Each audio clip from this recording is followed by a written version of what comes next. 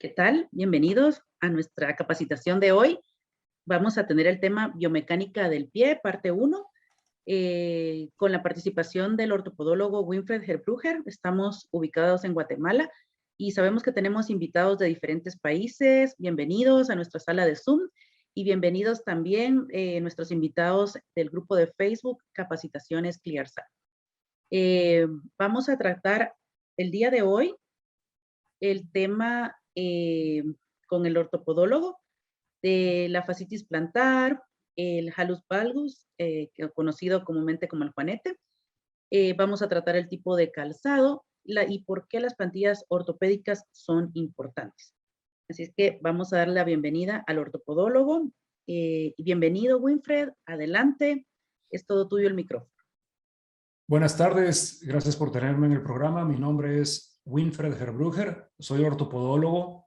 Me dedico a la biomecánica del pie y la modificación de la marcha en pacientes. Podemos iniciar con una pequeña discusión sobre el pie y cómo fue originado. El pie, la biomecánica del pie fue diseñada originalmente para caminar en una superficie no uniforme. ¿Qué quiere decir esto? Cuando aparecimos en el planeta, podemos pensar que el primer apartamento que tuvimos se llamaba caverna y este no tenía piso cerámico. Y los que venimos del árbol del bien y del mal, sabemos perfectamente que no veníamos con tenis ni con sandalias. Veníamos a una superficie terrestre descalzos. La biomecánica del pie fue creada para eso. El pie tiene 3 arcos principales: arco transversal, arco medial y arco lateral. También, si ustedes observan el pie, la parte cóncava del calcáneo pues, no es plana, tiene una concavidad que se adapta perfectamente este pie a una superficie terrestre no uniforme. El problema del pie nace, muchos de los problemas del pie, a menos de que haya un accidente o algún problema de nacimiento, el pie fue diseñado con varias particularidades para poderse adaptar a una superficie no uniforme. Esta superficie plana en la que caminamos, piso cerámico, asfalto, banquetas, tienden a afectar mucho el pie. El pie quiere aplanarse, básicamente. Entonces, por eso vemos tantos problemas con lo que es pies planos. Pueden investigar que le llaman pes planus, pero es más pes que se aplanan. No hay pie plano. El pie tiende a aplanarse con esta superficie y con el tiempo. Bueno, ahora ya entendido de que no venimos con un pie diseñado para esta superficie, podemos empezar a entrar a otro tema y a ver problemas que se pueden dar en el pie y cómo podemos abordar este tipo de problema. Vamos a empezar con qué es una fascitis plantar y por qué se da y cómo prevenirla. La fascitis plantar nace, como ustedes pueden ver, hay un tendón en la parte plantar del pie que se llama fascia plantar. Se origina del calcáneo y se inserta en la parte distal de los metatarsos y en los dedos. Esto es la fascia plantar. La fascia plantar, entonces, si podemos ver un modelito del hueso acá en una calaca. El pie, como les había dicho, y vamos a hacer varias observaciones al respecto, no existe el pie plano. ¿Ok? Pies planos no existen. Por más que el pie se vea como una tortilla en el piso, aplanado, no quiere decir que estructuralmente es plano. Si ustedes recogen el pie de la superficie y flexionan los dedos con la mano, gentilmente flexionan los dedos, hasta un niño pequeño de 3, 4 años, van a ver que se desarrolla un poco de arco medial. Por plano que se vea el pie, va a tener arcos. Por plano que se vea el pie, va a tener arcos. Entonces hay un concepto de que el pie plano es tal, ¿verdad? Plano es esto. Media vez le agregamos un poquito de curvatura, deja de ser plano. Entonces, no van a encontrar un pie que sea así de plano nunca. A la fecha no he visto yo ninguno. Como les digo, se flexionan los dedos y se ven los arcos.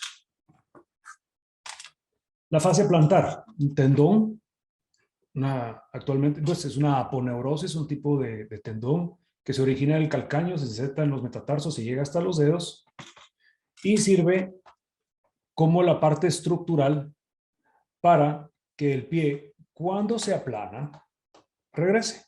¿Okay? Que colapse un poco, pero tiene una base estructural que lo hace regresar. ¿Okay? Como un puente. ¿Qué pasa en muchos casos? El pie que empieza a colapsar y se está aplanando en esta superficie, que ya sea el paciente es muy flexible o hay una sobrecarga, el pie se va a ver en el piso ya con la carga plano. Si ustedes ven, la distancia de los metatarsos se estira. El pie no crece, solamente se estira. ¿Okay? ¿Qué quiere decir eso? Si tenemos un arco y lo colapsamos, la distancia crece. Digamos, de un zapato número 8 en americano, puede crecer hasta un 9, ¿ok? O un poco más. Depende de qué tanto aplanamos ese pie. Hay varios tipos de arco. 1, 2, 3, 4, 5. Todos los arcos son buenos. Fueron diseñados para caminar descalzo en una superficie terrestre. No pensemos que un arco es mejor que otro. Es como hacer una comparación en qué es ser mejor. Hombre o mujer, alto o bajo. Depende. No podemos hacer nada al respecto. Es así como viene el pie. Hay múltiple cantidad de ángulos de pie. Entonces, la fascitis plantar nace principalmente del estiramiento del pie. El pie colapsa y la fascia plantar se estira. Cuando se estira demasiado, se empieza a desgarrar de su origen. El origen de la fascia plantar es el calcáneo. Típicamente en esta sección es en donde más va a haber dolor cuando hay un colapso de los arcos. Es donde empieza a darse la fascitis plantar. También puede molestar a nivel medio o anterior, aquí a nivel de los metatarsos, le llamamos metatarsalgia. Aquí atrás le llamamos talalgia, pero todos son fascitis plantar, todos son uno y lo mismo, diferentes áreas que pueden molestar el pie. Eso es la fascitis plantar, un estiramiento y un desgarre del tendón de la planta del pie, que es la fascia. Muy bien, nos comenta la podóloga Erika Lerman desde Chile, de Mundo Podología, que le parece una excelente explicación porque no sabía y buscó en Google precisamente si había un nombre científico para pies planos y precisamente encontró lo que mencionas, pies planos. Pez plano, sí, yo lo mejoraría porque no existe el pie plano. El pez se aplanus, el pie se aplana. El pie no es plano, el pie se aplana. Esa es una condición de la carga y el efecto del pie, pero el pie no es plano. Desde el punto de vista de ortopodología, la mejor forma de tratar la fasciitis plantar es a través de plantillas ortopédicas que den la concavidad de los arcos, ¿verdad? Y soporten el pie en esa posición y no lo dejen colapsar tanto. Y que faciliten el regreso del pie a su parte neutra para que no se desgarre tanto ese tendón. Podemos hacer varias cosas para tratar la fascia plantar. Por ejemplo, cambios térmicos, como hace un fisioterapista o un fisiatra, ¿verdad? Calor y frío, ¿verdad? Masaje a la fascia plantar con una bola de golf es ideal. Una bola de golf adentro de agua caliente es genial. Entonces podemos darle un masajito a la fascia plantar para para llevar magnesio, zinc y calcio para recuperar ese tejido. Toma tiempo para recuperar este tipo de tejido. Estiramientos, ¿verdad? Y un poco de ejercicio, que el ejercicio es el recoger la toalla con el pie, como que enrollarla abajo del pie. Esto ayuda mucho a fortificar y a darle movimientos a la fascia plantar. Con la fascitis plantar el gran problema que se da es cuando dormimos, pues dormimos sin problema, el pie tiende a recortarse levemente en la noche porque hay cierto volumen de sangre que regresa al hígado, no necesitamos toda la sangre en circulación. El problema viene cuando nos paramos en el piso. Aquello se recuperó durante el día y nos paramos en la madrugada para ir al baño a medianoche y rácate, se vuelve a estirar y causa otra vez este desgarre. ¿Cómo evitamos este desgarre de la fascia plantar? Parándonos en plantillas ortopédicas. Ahora nos movemos de la fascia plantar al hallux valgus, más conocido como juanete. ¿Cómo se origina este famoso juanete?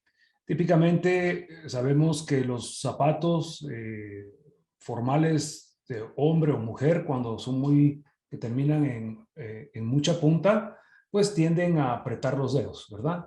Esto va a apachurrar los dedos y esto puede iniciar el hallux valgus, ¿verdad? La compresión que hay ahí en estos zapatos muy puntiagudos.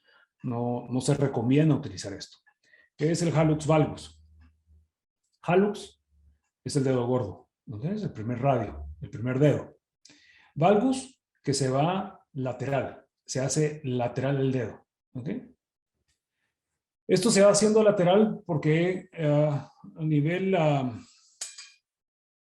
de los tendones, el que goberna es el peroneus longus, que baja anterior del peroneo, pasa abajo del cuboide y se atraviesa en forma diagonal hasta los sesamoides. Tiene esta particularidad que este tendón atraviesa todo el pie hasta los sesamoides y después de acá se inserta hasta la parte distal del dedo. ¿Okay? Entonces hace sentido que esta dirección, si los sesamoides se erosiona la zanja sesamoidal con el tiempo, se corren para un lado, el dedo va a jalar hacia afuera, ¿ok? Hacia la parte lateral del pie. Le llamamos medial a la parte interna del cuerpo y lateral a la parte externa del cuerpo. Entonces, hallux valgus. ¿Okay? Esto viene por una serie de condiciones. La primera, como habíamos hablado antes, del origen del pie y que se está aplanando tanto, podemos ver que el arco lateral, ya se nos había mencionado antes, en este piecito azul, ese es el arco medial, arco transversal. El arco lateral es muy importante y muy pocas veces visto. Es un ángulo de 7 a 12 grados, es un ángulo leve, no se aprecia tanto como el arco medial. El arco lateral, la parte lateral del pie, aquí está el quinto radio o el dedo chiquito. El calcáneo tiene una angulación específica, como les dije, de 7 a 12 grados. ¿Qué pasa si aplastamos en una superficie plana este arco? Lo primero que hacemos es pinchar entonces el peroneus longus. Lo pinchamos en la parte más inferior. Y segundo, la altura. Esta es muy importante para dar la angulación que va a cruzar hasta el dedo gordo. Entonces, si se colapsa el cuboide, este tendón deja de tener su fuerza de palanca adecuada. Al perder la fuerza de palanca adecuada, empieza a distorsionar la función del pie y crear ese hallux valgus. Segundo,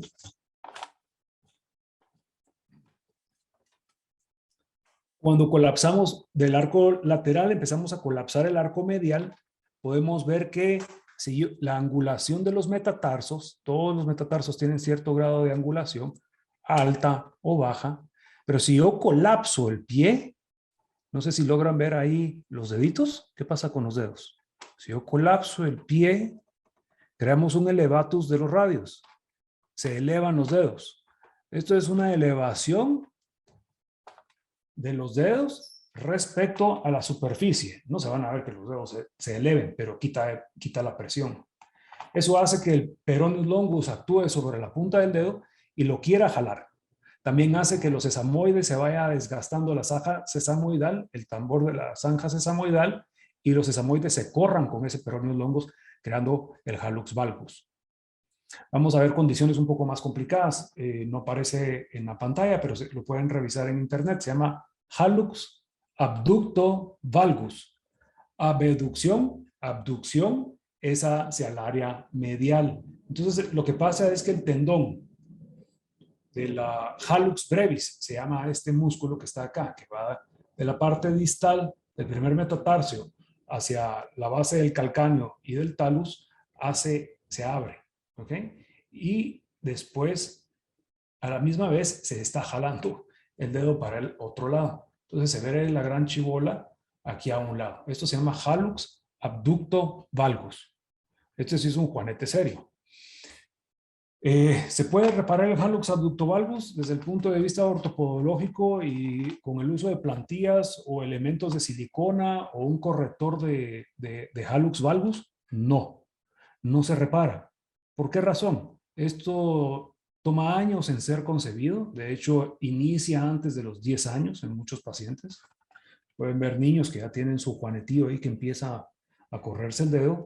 Y todo con cada paso se empieza a erosionar la articulación.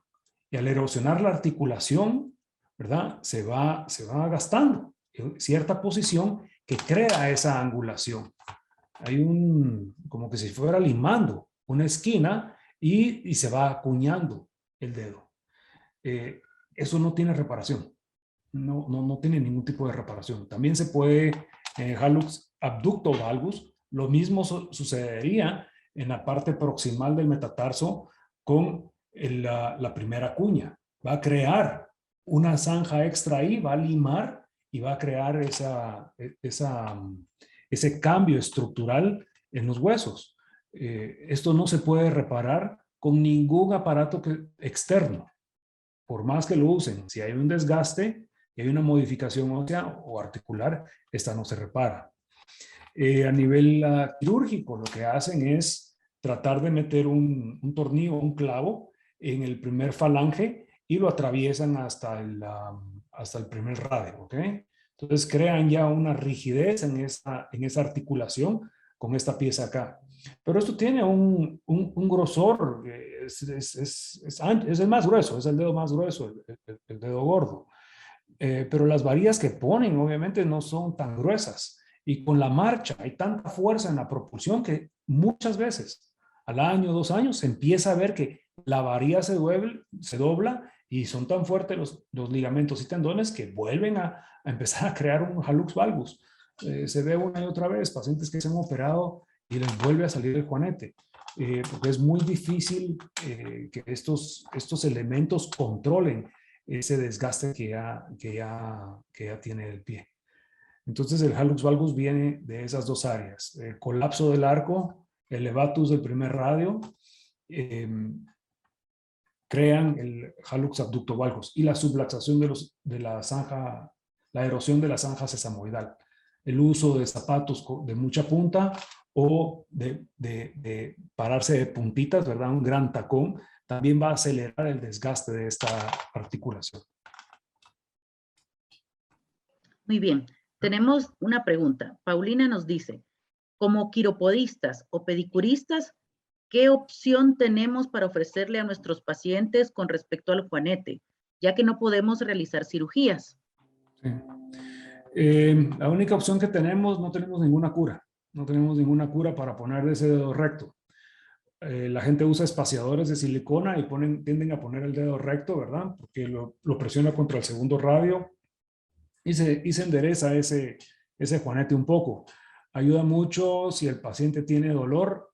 Muchos pacientes manifiestan que con este dispositivo de silicón entre dedos o el corrector de juanetes, ¿verdad? Alivia el dolor. Eso es lo único que podemos hacer, pero el corrector de juanetes o estos dispositivos jamás van a corregir el juanete. Se va a ver que el dedo está enderezado, pero es a la fuerza. Se quita eso y se vuelve a torcer el dedo. No hay cura. La plantilla lo que hace es que sí va a ayudar mucho, principalmente en darle la angulación al metatarso, para que el metatarso no baje y no eleve el dedo, que si no termina como un columpio ahí arriba que no funciona pierde la función el dedo gordo, ¿ok? El hallux. Tenemos que evitar ese elevatus a toda costa. Entre más elevatus tenemos, menor estabilidad y otros problemas nos puede generar. Muy bien. Erika Lerma de Mundo Podología nos dice, en casos quirúrgicos, ¿será recomendable para aliviar el dolor el vendaje neuromuscular? Me imagino que el vendaje neuromuscular se refiere a las bandas del tape de deportistas que se llama KT tape. El tape este lo que tiene es que tiene una propiedad elastómera. Entonces se agarra de un punto y se estira a agarrar el otro, ¿verdad? En este caso, pues va a jalar el dedo. Ustedes lo ponen adecuadamente y lo jalan hacia el hallux brevis y lo pegan aquí. El dedo torcido lo va a enderezar, sí. Otra vez, como utilizar un separador. Va a ayudar a corregir el juanete, es temporal, se quita ese tape y el dedo va a regresar. Es una banda genial para este tipo de trabajo en un atleta o algo así, que lo necesite para un evento y le esté causando molestias, puede utilizar eso. Pero para corrección, no va a corregir nada. Muy bien. También pregunta, ¿y cuando son adultos mayores que ya tienen años con la patología, con ya el primer dedo en supraducto, será conveniente hacerle algún tratamiento para alivio o ya no hay nada que hacer que no sea quirúrgico? Supraducto. Se eleva el dedo, ¿ok? Lo que estábamos hablando hace un minuto. El dedo se eleva, colapsamos los arcos y supraductos. O elevatus del primer radio, ¿verdad? Como quieran llamarle. Si ponemos una plantilla ortopédica que le quede bien a este arco y evite que colapse, vamos a evitar el supraductos. Vamos a mejorar esos dedos en garra, etc. Ese es otro tema que creo que viene adelante, pero el supraducto vamos a frenar eso con una plantilla ortopédica. Muy bien. Nos preguntan que dónde pueden encontrar las plantillas que ustedes trabajan. Y con gusto estamos dejando la información en el chat.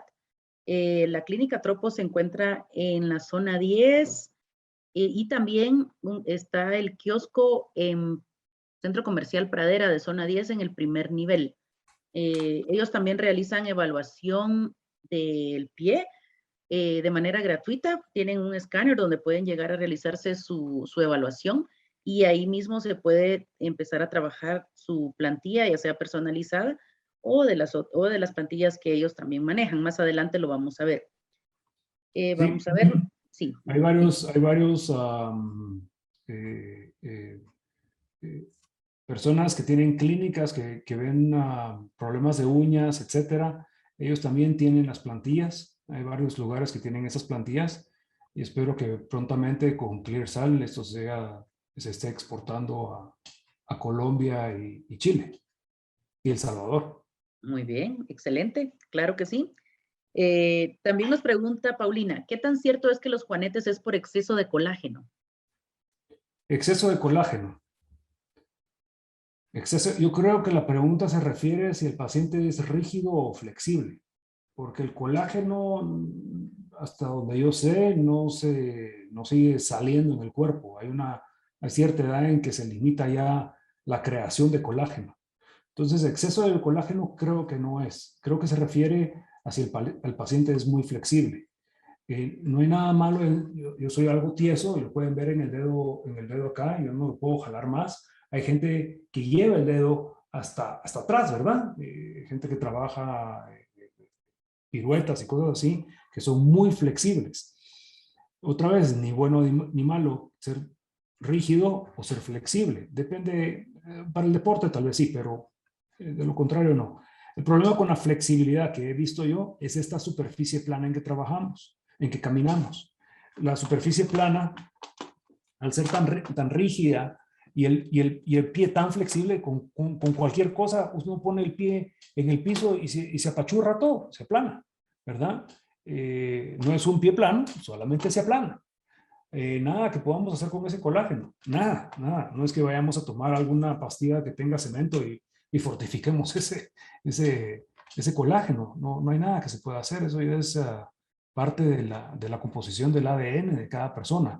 Lo que podemos hacer en ese caso sí es poner plantillas. Al poner una plantilla, colocamos el pie en su mejor posición, como que si el paciente estuviera caminando descalzo en el jardín o en arena. Siempre va a haber un soporte. Muy bien, precisamente nos pregunta Paulina si las plantillas para juanetes son general o se compran para cualquier tipo de pie o son personalizadas. Hay dos tipos. Hay plantillas generalizadas. Yo les llamo plantillas para Raimundo y todo el mundo. Esas son de fábrica. Vienen con un arco número 2, por ejemplo. ¿Ok? ¿Verdad? Ese es un arco número 2. Por costos, me imagino que el fabricante no puede agarrar moldes del 1 al 5 o 1,5. Serían como 10 moldes por cada tamaño de pie. Es demasiado caro cada molde. Y el volumen de plantillas sería enorme, ¿verdad? No, se estabiliza un tipo de arco, dependiendo del fabricante. Pero este es un arco típico, un arco número 2. Esta característica de plantilla es muy maleable al pie. Esto es lo ideal de esta plantilla, que no colapsa, pero se moldea al pie. Entonces, lo que va a hacer es el arco, es soportar esa angulación del calcáneo para que no siga colapsando mucho más, ¿verdad? Entonces, soporta esa angulación. Eso es lo que hace la plantilla. Desde la parte proximal, ayudar a la parte distal, que es la que se está moviendo. Eso es lo que haría la plantilla ortopédica. Una plantilla hecha a la medida. Tiene medida, pues ya es específica. Típicamente hay varias técnicas. Se puede hacer un scan y un 3D o contamos con ese sistema, pero yo me he cambiado de técnica a una un poquito más vieja, pero a mí me ha funcionado mucho mejor en yeso de pie. Creo un molde del pie en su fase de propulsión y la articulación astragalina en neutro y creamos un arco donde podemos modificar esta pieza en 3D, ya es virtual. Se crea un molde en base a eso. Y se fabrica una plantilla perfecta a la medida para este paciente. Entonces, esas angulaciones se mantienen con esto.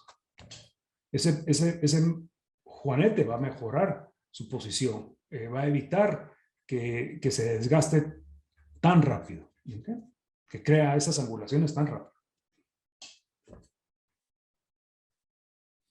En esta imagen podemos ver que es recomendable operar un juanete o cuál es la mejor alternativa.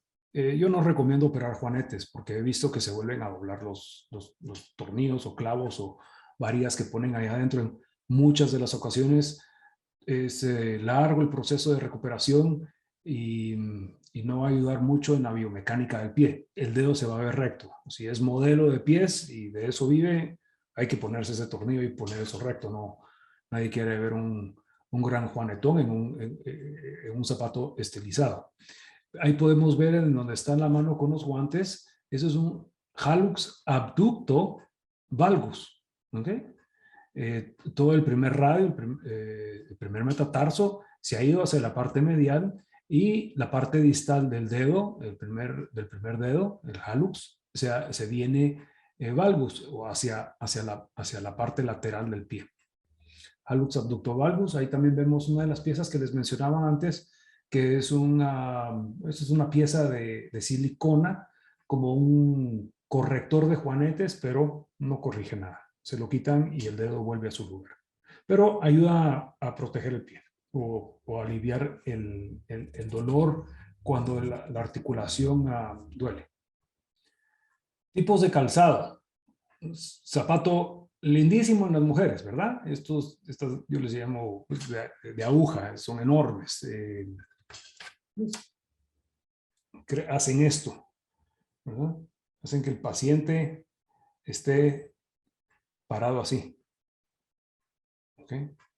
Daña mucho las articulaciones por metatarsiales distales, porque toda la carga se va hacia allá adelante y el desgaste es mucho más rápido y mucho más fuerte. Entonces esto crea desgastes articulares muy prematuros. De los pacientes que utilizan estos zapatos de tacón muy altos, se cambian a un zapato bajo, bajar el pie les va a causar mucho dolor porque esta inclinación, se llama un pie equino, va a crear un acortamiento de los posteriores tibiales, que es el gastrocémeno isóleo, ¿verdad? El tendón de Aquiles llega hasta acá y si bajan el pie van a sentir que eso les duele mucho el pie volverlo a bajar. Toma tiempo volverse a acostumbrar a usar un zapato relativamente bajo. Los zapatos tenis que se ven ahí es un zapato idóneo, quedan bien libres los pies, es cómodo y es muy importante que tenga, para caminar en una superficie tan plana, es importante que tenga una pequeña alza, ¿ok? No queremos una alza mayor de 5 centímetros. 5 centímetros sería lo máximo para poder tratar de controlar un pie con plantillas ortopédicas. De 2 centímetros a 5 centímetros es lo que se recomienda, máximo de alturas. En esta superficie caminar con algo muy plano, se le llaman chinitas, zapatos demasiado planos tampoco es conveniente. El impacto es demasiado hacia las articulaciones, principalmente del tobillo y del calcáneo. Vemos zapatos formales de hombre, bastante anchos y posiblemente casi siempre estos zapatos tienen 2 centímetros de elevación en la parte posterior. La próxima foto que vemos, dos tipos de pies, ahí estamos hablando de cabal de 2 centímetros a 5 centímetros. Esas son las alturas que podemos manejar en el calzado.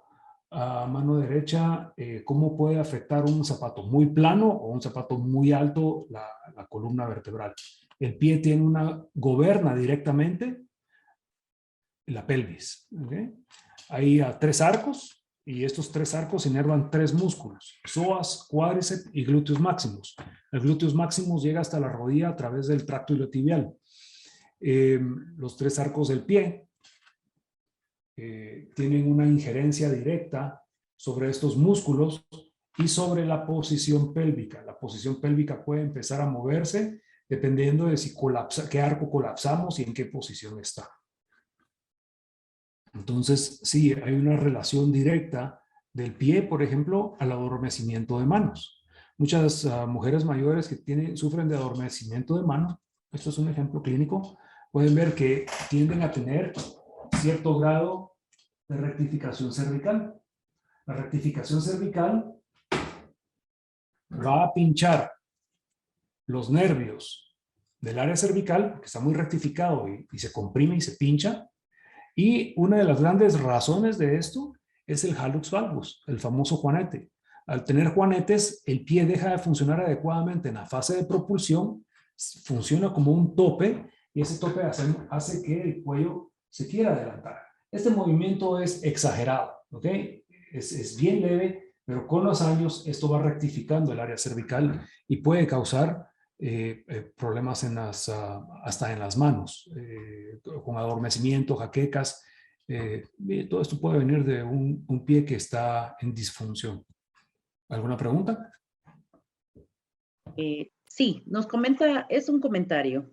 Precisamente una de las integrantes del grupo en Facebook nos dice que una amiga dice que está tan acostumbrada a usar tacones que cuando utiliza zapato bajito le duele mucho. Entonces prefiere seguir usando tacones.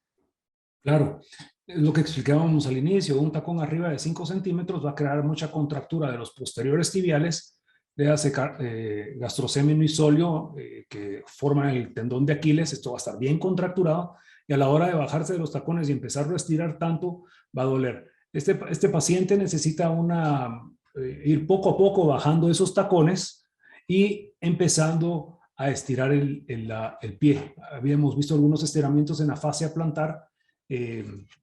Con una toalla puede ir jalando ese pie, parándose en una grada y bajando el calcáneo, ¿verdad? Va a ayudar a empezar a estirar otra vez esos posteriores tibiales, el tendón de Aquiles, para que pueda regresar a utilizar un zapato un poco más bajo, que no baje hasta el piso, que lo deje tal vez en un tacón de 1 a 2 centímetros como mínimo y no más de 5 centímetros de alto.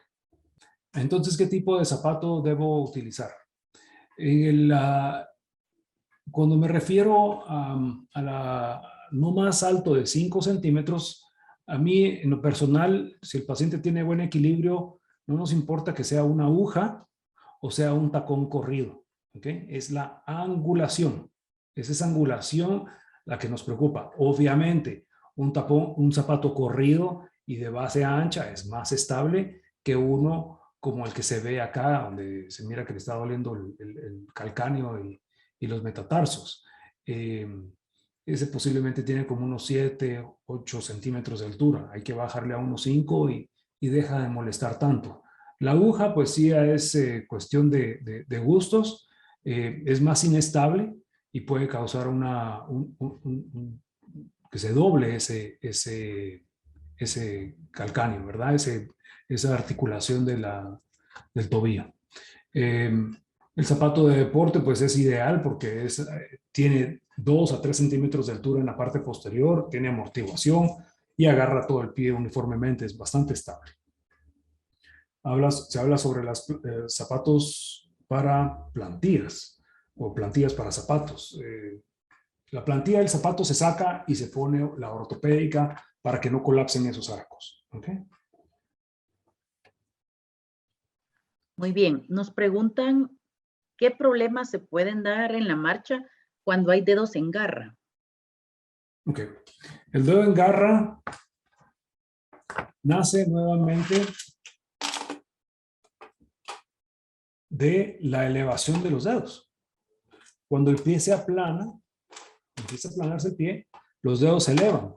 Y porque se estira el pie, cuando lo colapsamos, los músculos que son los músculos digitales que corren sobre los metatarsos hacia los dedos, con ese estiramiento se tensan y salen de su origen, o que corre sobre el metatarso, se van hacia un lado o hacia el otro. Entonces empiezan a jalar los dedos. ¿Okay? Es el estiramiento, es como tener una banda de hule y estirarla demasiado, va a jalar de regreso, y la forma en que lo hace es jalando los dedos, y hay 3 tipos de garra. Voy a pasar acá, que creo que tengo una buena foto aquí. Ahí están los 3 tipos de garra que se pueden dar por ese tipo de formación. Todos estos se dan por el mismo colapso de los arcos del pie. Muy bien. ¿Cómo evitamos las garras? En la plantilla hay una bóveda metatarsiana o arco transversal, y esto va a crear una mejor colocación de los metatarsos, soporte de la bóveda metatarsiana y el soporte del arco medial para dar esas angulaciones. Verdaderamente tienden a bajar esas garras cuando el paciente se para en las plantillas. Una buena plantilla ortopédica. Una plantilla que no colapse. ¿El tipo de calzado tiene que ver con dolores de espalda y rodilla? Sí. Más que el tipo de calzado, porque todo tipo de calzado, si tiene mucho tacón o muy poco tacón, va a afectar la rodilla.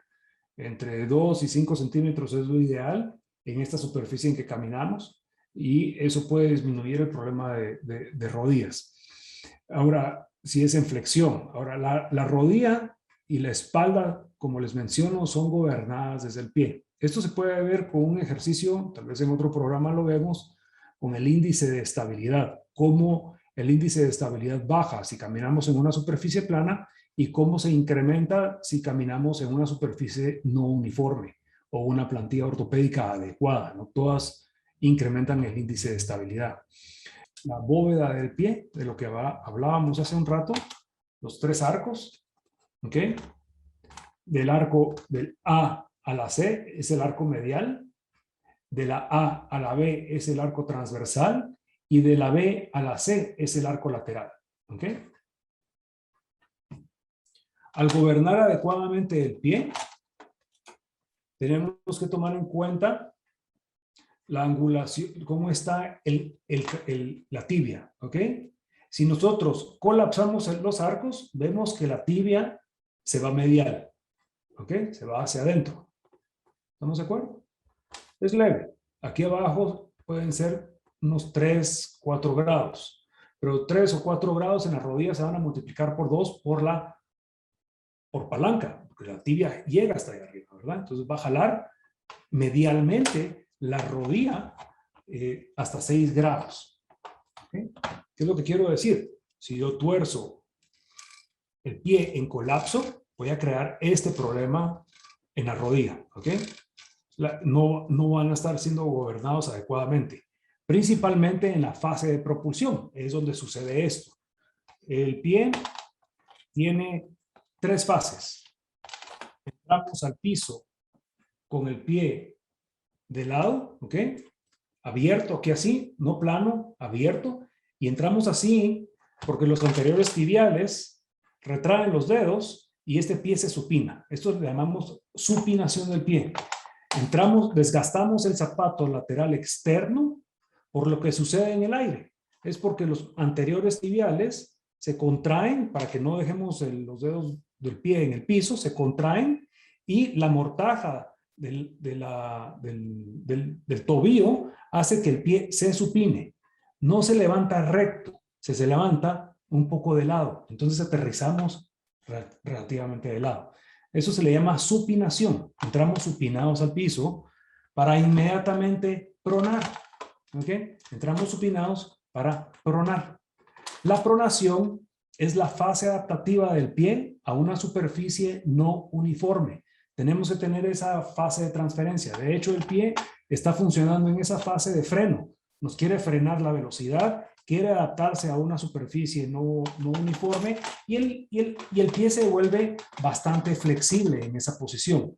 Tenemos entonces, lo vimos desde la rodilla, entramos supinados para pronar, pero todo viene acompañado en conjunto, tibia y fémur y la cadera. La cadera está levemente hacia adelante. Entonces, no hay ningún problema ahorita con la rodilla. Pronamos. Entonces, la cadera contralateral, el pie que va en el aire, empieza a crear un movimiento pélvico que va a forzar a que el fémur, la cabeza femoral, se mueva hacia afuera. ¿Ok? Ese movimiento de la cabeza femoral hacia afuera va a mover la tibia hacia afuera. ¿Ok? La quiere mover hacia afuera para que el pie resupine y de flexibilidad se rigidice y nos podamos propulsar. ¿Ok? Hay una diferencia solo moviendo la tibia. Aquí el pie está rígido. Yo lo muevo acá, se vuelve flexible. Rígido y flexible. Es una de las bellezas del pie. Tiene todas esas condiciones ya adaptadas solo en la angulación de sus huesitos.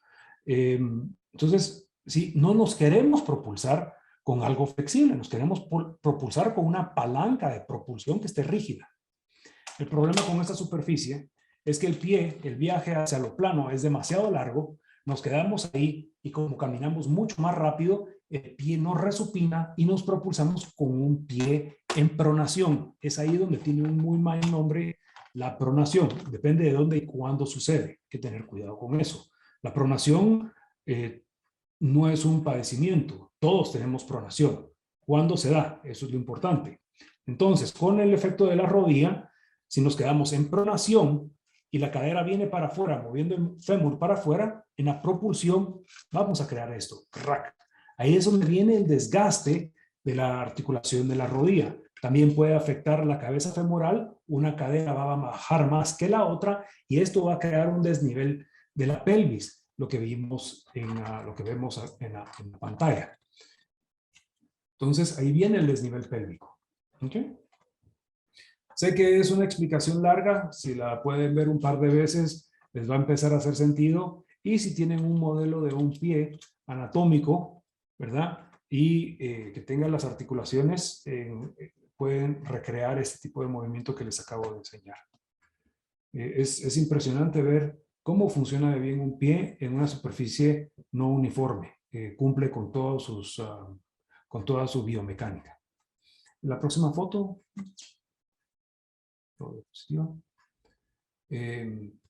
Plantillas ortopédicas y por qué son tan importantes. ¿Por qué es lo importante de la plantilla ortopédica? Porque estabiliza el pie. No permite que el pie tenga rangos de movimiento tan exagerados y no regrese permite que se dé la supinación, la pronación y la resupinación para podernos propulsar adecuadamente. La plantilla hace eso, estabiliza todos los mecanismos del pie para que no sufra tanto. Por eso es importante la plantilla. Muy bien. Nos preguntan si hay plantillas para tacones. Así es, hay plantillas para tacones. Es una plantilla 3/4. Le damos 3/4 porque cumple con 3/4 de la longitud del pie, ¿verdad? El calcáneo y los dedos quedan ahí adelante. Esta parte anterior termina en 0 para que no apriete el zapato en la parte dorsal. ¿Okay? Es un perfil más pequeño, pero cumple con todos los arcos, con su cazoleta transversal, lateral y medial. Me encanta esta plantilla. Yo no la uso, pero es una de mis favoritas porque es muy versátil, principalmente para mujeres que usan sandalias, chinitas, zapatos de tacón o zapato formal, aún para tenis. Prefiero en el tenis utilizar una plantilla completa, un zapato más robusto, una plantilla completa porque cuenta con más arco, pero esta, para el perfil que tiene, trabaja a nivel propioceptivo, que es información neural a toda la cadena. Entonces, a nivel neural tiende a activar los músculos del pie, la rodilla y la cadera. Ayuda mucho a estabilizar problemas de otras extremidades. En el pie, si el paciente sufre de mucha fasciitis, sí le recomiendo utilizar algo adecuado para su pie y un 5 al 15% de esta plantilla en lo que él o ella va en recuperación. Ya recuperado esto, podemos utilizarlo un poco más, ¿verdad? Pero es una plantilla genial. Sí hay plantilla para zapatos de tacón. Beneficios de usar las plantillas. Creo que ya habíamos hablado un poco de esto. Pues podemos ver aquí el desbalance corporal, porque un colapso de los arcos, dice arcos caídos, pero es un colapso de los arcos, va a crear una torsión tibial que va a afectar la articulación de la rodilla. La rodilla está comprendida entre el fémur y la tibia, ¿ok? Va a inclinar la pelvis. Esto puede causar desgaste prematuro y dolor articular a nivel de la cabeza femoral y el acetábulo, a nivel pélvico, desniveles de la pelvis que pueden causar problemas de dolores lumbares, una escoliosis lumbar, rectificación lumbar, rectificación lumbar quiere decir pérdida de la curvatura de la lordosis lumbar, una escoliosis generalizada, y dolor ahí en la zona lumbar. Es bien típico de los pies que se aplanan mucho de tener mucho dolor de espalda. Una plantilla es un gran paliativo contra este tipo de molestias. También para el dolor de rodillas, etcétera, ¿verdad? Pues este desnivel pélvico va a causar un desnivel de los hombros, ¿verdad? Entonces ahí viene la escoliosis, rectificación cervical y otra serie de problemas que se pueden dar ahí. El uso de plantillas va a tender a estabilizar eso, como caminar descalzo en el jardín. Es genial para poner en la mejor posición el cuerpo. Muy bien. Nos preguntan cómo se realiza la limpieza de las plantillas. ¿Cuál es la recomendación? Ok, el primero, las plantillas siempre van a agarrar mal olor. Esto tiene un antifungicida y se trata de eliminar la mayor parte de olor, pero el material no deja de ser sintético. Entonces el sudor, por mucho tiempo y humedad, pues esto va a crear bacterias que tienen un muy mal olor, ¿verdad? Lo que yo hago es lavarlas con jabón líquido en el lavamanos. Una lavada, le saco el jabón, le trato de sacar con una toalla, una segunda lavada, le saco el jabón y la vuelvo a secar. Con lo de la pandemia aprendí a echarle alcohol, ¿verdad? Le echo alcohol una vez, le quito el alcohol, le vuelvo a echar alcohol una segunda vez, le quito el alcohol y lo que ayuda el alcohol es a evaporar el agua que quede y a matar cualquier mal olor que pueda quedar ahí. Una plantilla que queda húmeda y la va a usar, va a agarrar mal olor. No hay vuelta de hoja. Hay pies que tienen hiperhidrosis más que otros. Hay algunos productos de Killer Sal que le pueden ayudar enormemente para evitar que esta plantilla agarre un aroma exquisito. Por ejemplo, hay un talco que viene en pomada para secar el pie y hay un desodorizador, desodorizador para utilizar en las plantillas. Eso es genial para poder quitar esos malos olores. El mantenimiento de pues toda plantilla se va a desgastar con el uso, pero no va a colapsar. Cuando se termina la tela, o ya se le abrió un hoyito, pues hay que comprar otra. ¿Dudas o preguntas? Sí, nos preguntan si habrá parte 2 del tema, que les ha parecido muy interesante y quieren saber si habrá parte 2. Sí, va a haber una parte 2. Vamos a tocar lo que es el índice de estabilidad y cómo beneficia la plantilla ya puesta en la biomecánica del pie y en el resto del cuerpo, cómo estabiliza ese cuerpo. Hay un ejercicio muy bonito. Vamos a poder ampliar un poco ese tema con esta área de la biomecánica y su influencia en el resto del cuerpo. Estamos muy contentos que tendremos nuestra segunda parte de este tema tan interesante. Sin duda, para las pedicuristas también viene a retroalimentar mucha información o a aprender nuevos conocimientos para poder brindar un servicio más profesional, ¿verdad? Con nuestros pacientes, con los que atendemos, y vamos a poder también comprender más, pues, las patologías que se nos pueden presentar en los casos, pues, de cuando atendamos un pedicure clínico. También nos gustaría informar que las plantillas Tropo se encuentran de venta en diferentes puntos de venta. Y si ustedes están interesados en poder distribuirlas, es importante que se comuniquen directamente a la clínica Tropos. Ellos tienen página en Facebook, página en Instagram, también tienen su página web www.tropos.com y pueden visitarlos para poder hacer el contacto, o nos pueden escribir también a nosotros y con gusto los referimos para que puedan tener sus plantillas en sus puntos de venta. Esto es un servicio adicional muy importante y también, por lo que hemos visto, muy necesario para poder cubrir diferentes tipos de dolores o molestias, pues, con los que llegan presentándose los pacientes.